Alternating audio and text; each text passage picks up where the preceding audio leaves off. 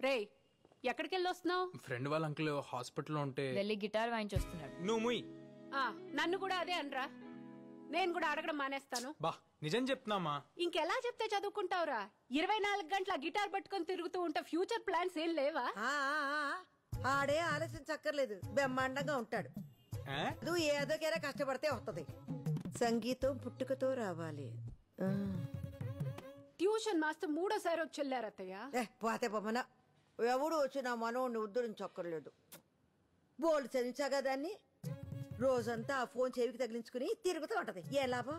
ఓయ్ ముసలి, నా ఎడ్యుకేషన్ అయిపోయింది. నచ్చే జాబ్ వస్తే నేనే పోతా. ఇంట్లో కూర్చొని నీ మొహం చూసే కర్మైనా తప్పుద్ది. నీది నా మొహమేనే సుప్పనాతి.